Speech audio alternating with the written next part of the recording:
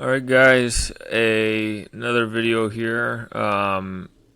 Much better mood than last week. Watching last week's video, I could tell, even just audibly, how frustrating it was to be recapping a game where the Panthers had lost in such a decisive sense. So, encouraging victory over North Dakota. We're going to highlight that. Who was red hot. They had just beaten the Bison, who have historically run the MVC, as well as FCS football in general. And we're going to look forward to Illinois State, who they'll play in Bloomington, Illinois, in Central Illinois, Halloween weekend here. All right. So this, you guys don't have to read this. What I've done is because in some videos where I'm actually at the game, if it's at home, I'll do a little write-up since I'm there. You're welcome to stop and read through this, but just to give, I guess, a quick summary of what this all is. This is just comparing and contrasting Youngstown State and North Dakota and how both teams kind of seem to underutilize the talents of their main offensive weapons when we played them, for whether it was just absence. In this case, Gavin Zebarth, if I'm pronouncing that correctly, just didn't play as much as I'm sure the Fighting Hawks expected him to. He got dinged up in the first quarter, I believe, and I compared him to Tyshawn King, of how Youngstown's star, I'll call him a star running back, had maybe 10 carries against us. The second part here, I just obviously touching the guy of the day, Hickson, just coming in, killing it, setting records, definitely having our biggest rushing day for all the running backs all season. And then I just wrapped it up here with kind of some thoughts on, just generally speaking, maybe a little, pessimistic view on what could have been a larger victory. So you're welcome to read through that. Breaking down the scoring summary now. UNI starts with the ball, and I've got my phone out so I can see exactly what happened. So we've got a punt to start. I believe it's a 4-and-out. It looks like I'm seeing a run for no gain, 2 incompletions, then we have a punt. Now, North Dakota takes over. Just looking at kind of what happened on this drive. There were 8 plays, so obviously something substantial happened. I'm just looking at, it looks like Bo Belquist had about a 12-yard gain. We had Caden Dennis for North Dakota have a 7-yard run. Eventually what ends up happening is that frickin' Schuster has a terrible exchange with Isaiah Smith. And who's there? Cade Hoteling, I believe. I know the announcer was saying his name a lot this game. I believe it's Hoteling.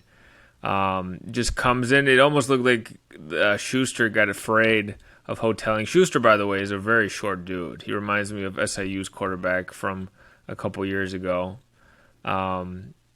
Just watching him kind of close. But anyway, Caden's coming at him. He just freaks out, drops the ball, and then what does that directly lead to? A touchdown. So that's always nice. And that first play of our drive, by the way, after that fumble recovery, is a 17-yard run by Amari Pesic-Hickson, who, again, if you're looking at your, program, sitting at the game, you're like, is this the linebacker? Did they, not put the correct 40 in the program? No, it's the linebacker, the dude who hadn't rushed, really for this season he hadn't rushed. Last season he got some really spot carries for us. So this drive for UNI though, 17-yard run by Hickson. I'm seeing a 20-yard completion to Hudson, and then Logan catches a ball over the middle, and then Hickson takes it for a score. This is the 14-yard counter run that was just beautiful. Puts us up 7-zip at that point, right? Yeah, 7-zip. So, okay, after we score, North Dakota punts, and then we get a field goal. That's an 11-play drive, so I'm trying to see exactly what happened here. Let's see, why did we end up getting a field goal? It just looks like we couldn't really move the ball running. We had a couple nice runs. Hickson has 2 10-yard runs he's given credit for, but then, he's basically just stuffed. We have first and 10, second and 9, third and 9, and then we have to hit the field goal. So North Dakota then attempts a field goal of their own. They also have an 11-play drive. Oh, sorry. Looks like somebody disconnected from the computer. I'm not sure what it was exactly, but hopefully my microphone is still working. We have an 11-play drive by North Dakota, and then they miss a 34-yard field goal. It's set up. The field goal is a result of I'm seeing a 9-yard loss after Schuster is sacked. So they had some. This was the weird drive where the hoteling who. Okay, so here we go. Hoteling, the guy Caden, who I mentioned earlier, had that fumble recovery on Schuster. Is given a face mask penalty, but then a couple plays later he comes up with a sack that sets them up for a field goal, 34-yard field goal, and it was just those 9 yards seemingly that it made a difference because he missed it. So, they're in the red because they missed the field goal. We are in the green. We got 5 plays, 80 yards, and then that is a 70-yard bomb to Sergio on the sideline. Perfect throw in stride, and then we are up 17-0 at that point. North Dakota can't do much. They punt, and then the half ends there. All right. So let's continue. This is the second half. North Dakota starts off with a punt, and then we're talking 3 plays, 3 yards. Nothing's going on. It's a 3 and out. So we get the ball, and then we turn into a touchdown. And then that's, again, thanks to Hickson with these big runs to start the drive. On first and 10, he's got a 9-yard run. Schnee catches a 20-yarder right after. I'm seeing another run by Hickson for 8 yards. So, Schnee has a 29-yard completion. Hickson, another 11-yard run. So, we're just talking about constant movement, big chunk plays. And then it was cool to see Brady McCullough, who I didn't even know was on the freaking team, catch one of Theo's signature back end zone bomb throws, kind of just lobbing it over the top so he can get in the back of the end zone. Let's see, what else do we have here? We got a punt at that point, so we're up 24-0, right, at that point. I'm seeing, this is the 4 punts, so we have, nothing's going on. I don't even want to go through. There's 4 punts here. After our punt, this is, and I wrote about this a little bit in that write-up that you guys saw. North Dakota, at this point, the game was over. They went for it on 4th and goal. They were at the 8-yard line. They got down to the 8, and that's a product of, I think they had a 50-yard completion to Caden Dennis. Got down to the 8-yard line. Incompletion,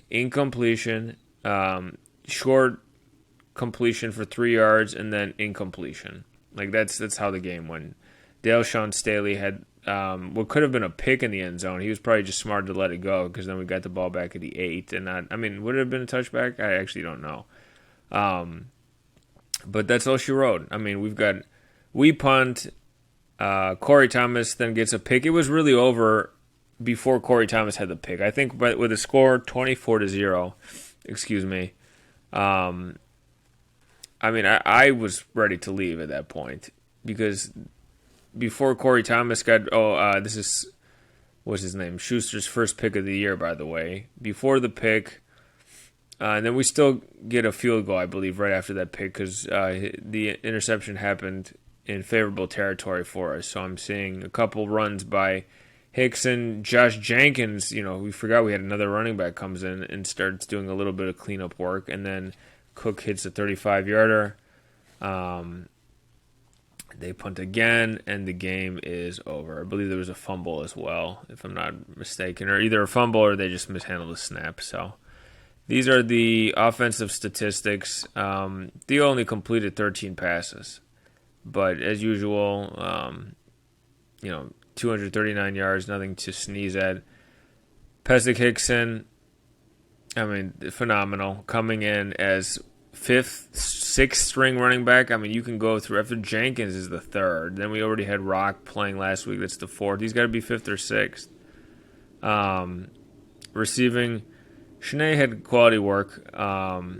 These are his typical numbers. I think other than that Idaho State game, this is how his numbers usually look. Morency just reminds me of last year where he would have these games where he would have like 2 catches and a touchdown, and that was basically it. Hudson, nice to see, especially with us being down our guy from last week who got injured. So defensive statistics, Wu making his mark. I touched on it a little bit, or I'll touch on it, I guess, in these notes. And I got to start speeding this up in these notes to follow this slide. But he was questioned for a targeting penalty that was called back. I feel like that's happened at least another time this season. He plays hard. I'm glad that it's actually showing up in the stats, because some games he would play hard and he would still finish maybe fourth in tackles. I believe this is their second week where he's leading us in total tackles. Dearman has 6, and then he and Langenberg combined for a tackle for loss. Corey Thomas with the pick, which I'm happy for him because he sometimes gets in. And this is important. 4 solo. He had 5, but 4 solo. This dude, for being as small as he is, sometimes he's on an island, doesn't get the help that he needs. So for him to be getting 4 solo tackles is huge. Butler had 2 sacks. These are sacks. like 2 tackles, 2 sacks. So, and then we had this new guy, Rolian Sturkey, who I didn't know was on the team, comes in. Plays a lot more than he just got 1 tackle, but I saw his number a lot. He's number 24. Okay. Just speeding through this because we're at 12 minutes. Linebacker hits nearly 200 yards. That's Pesek Hickson. He was at Kansas before he came to UNI. And at Kansas,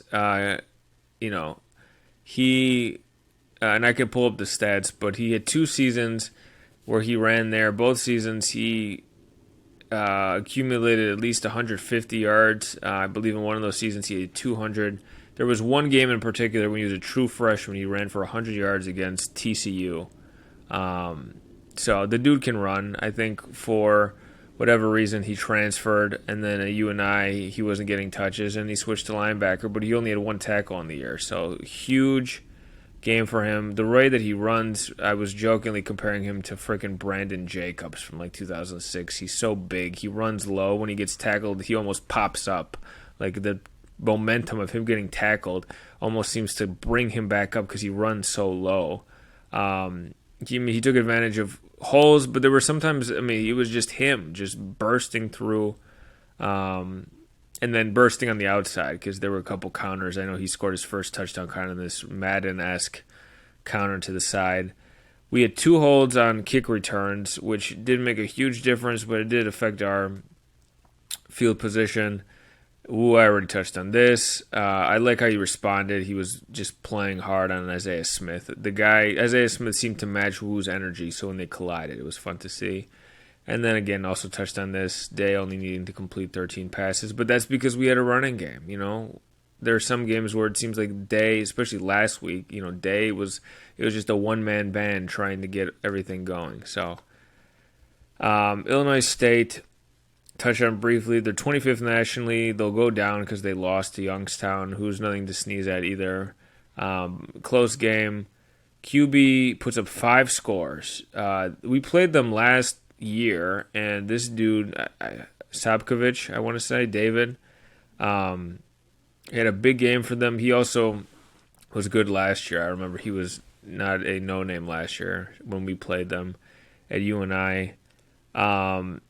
This guy, Mason Blackmore, has 7.5 yards per carry, so he's playing well. Winkers, right, who I remember from last year, had 54 yards. I may have messed that up. I know he had 1 run of 50 yards, 50 plus yards. He finished the game with 54 yards, so that's how you know he had 2 carries for 60 yards, but they all just came from one run. This dude can play, and I'll just say that objectively. On the season, he has 20 carries, spelled that wrong, for 167 yards. So you know that, I mean, he at any point can take off and have a big score. One thing to note about ISU, have they played anyone? They've played Lindenwood, who's only beat a Division II and a Division III team, and they barely beat WIU, who Illinois State has also played. And I put that on here. They've played Indiana State, who we know is not good, even though we struggle with them a little bit, at least just to put a point. You know, ISU may not be as strong as this right here, this 25 national ranking suggests. I say they're a product of just who they've played. They also have one guy, before I move on, what is his name? He's on this Jerry Rice Award, knee camp. He's a linebacker, freshman linebacker, who in their first game of the season, in his first collegiate start, had 9 tackles, a half sack, 2 tackles for loss. 2 games later, he has 11 tackles, 2 pass breakups, and the dude can play. And he's a friggin' freshman on this list. So, all right, guys, thanks for the patience if you made it this way. I know it's a long video. I'll be at the Dome, Unidome, on the 4th. Hopefully we dismantle Western Illinois that day. But until then, we'll take on ISU. So, thanks, guys.